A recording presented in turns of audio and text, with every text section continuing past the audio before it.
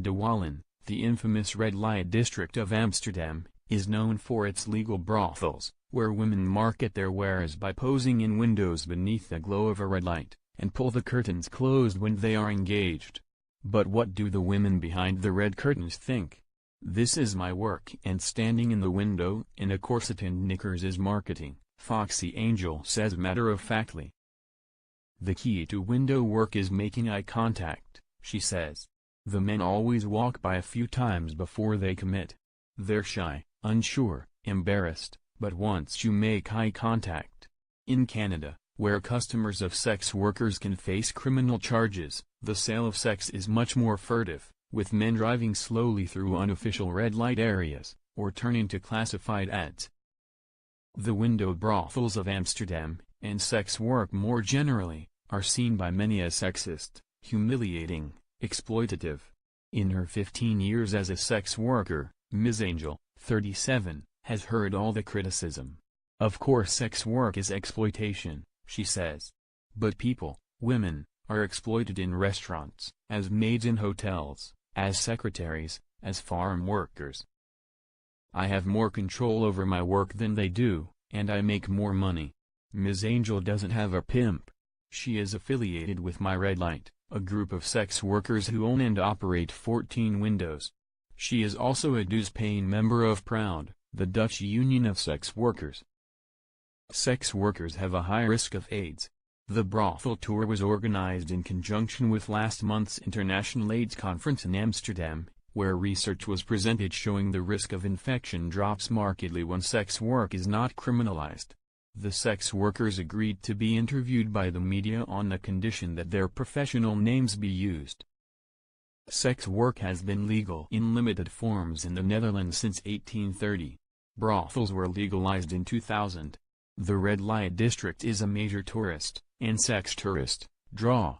While the Netherlands likes to present itself to the world as very liberal, it's not like that in practice, says Velvet, the advocacy coordinator for Proud. "There are so many rules and regulations that it's still hard to do sex work in this country.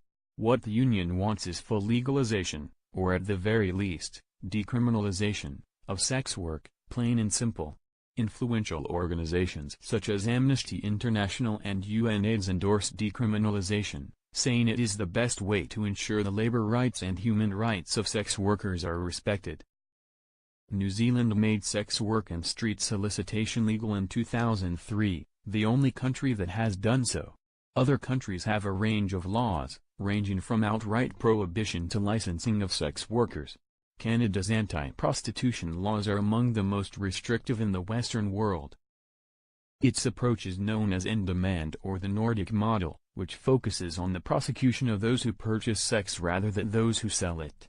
Sex workers argue that, regardless of who is targeted, customers or providers or pimps, legal restrictions drive the sale of sex underground. When that happens, it becomes less safe for sex workers, putting them at greater risk of violence and infectious diseases. Legalization provides access to labor rights, and that's what sex workers really need, says Ruth Morgan Thomas, a former sex worker who is now the coordinator of the Global Network of Sex Work Projects, GNSWP. The GNSWP says sex workers should have the same rights as other workers, including to associate and organize, to be protected by the law, to be free from violence, to be free from discrimination, to privacy, and freedom from arbitrary interference, to health, to move and migrate, and to work and free choice of employment. Ms. Thomas says a new Puritanism is behind a growing crackdown on sex work around the world. Trafficking of women and the higher risk that sex workers will contract HIV are being used as excuses for repressive new laws, but that is the wrong approach, she says. "I come from a coal mining family in Wales," Ms. Thomas says. "Lots of miners died. They didn't stop coal mining, they made coal mining safer with better labor legislation. Window work is among the safest because it is legal and the red light district is heavily patrolled by police, as well as volunteers from the union, who shoo away gawkers and stop people from taking photos of the women in the windows. Elsa does window work 2 days a week, from 10 a.m. to 7 p.m. on Fridays and Saturdays. She rents the windowed brothel space for €80, $120, daily. It is double the price at night. The setup behind the curtain is utilitarian: a double bed, several sets of clean sheets, a bathroom, a mirror, gaudy wallpaper and low lighting. There is also a safe and a panic button. Elsa charges what she calls standard prices, €50 for a quickie, which consists of fellatio and coitus. She sees about a dozen clients a day, although it can range from 3 to 32. A study conducted in the brothels of Amsterdam found that clients take, on average, 6 minutes to complete the transaction. "I give extra time and I'm extra nice. That's why my clients keep coming back," she says, before adding that may seem ironic, given that she specializes in domination and sadomasochism. Like Ms. Angel, Elsa says her income comes less and less from window work. She cites time-consuming bureaucracy as a reason for that, and increasingly from appearing in online porn and private escort work. Velvet, who does not do window work, she is exclusively a lesbian escort, says that is increasingly the case.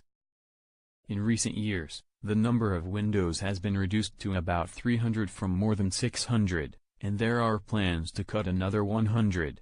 The driver is a combination of an enforcement crackdown focused on underage and unlicensed foreign workers, gentrification and a backlash against the hordes of tourists in the Dutch capital. For sex workers, the problem is that the licensing and related regulation of brothels has made it more difficult to work independently, especially at home. Along with concentrating brothels in a central red light district, the city largely eliminated tipple zones, where street prostitution was the norm. Increasingly, sex workers sell their services online, and take clients home. But, if they do so in Amsterdam, they must request that the property be zoned as a brothel or they can be evicted. While the common justification for increasingly strict rules is to crack down on sex trafficking, Velvet says that does not hold water. She says women who are trafficked are kept isolated and on the move, far away from regulated areas such as the red light district. Human trafficking is a crime. Those women are victims of horrible exploitation and abuse. That has nothing to do with sex work, she says. Velvet says sex workers would like equal treatment under the law. An accountant can work out of the home without a special license, a personal trainer can work out of the home without special rules. "We pay the same taxes as other self-employed workers, we should have the same rights," she says. Sex work is work.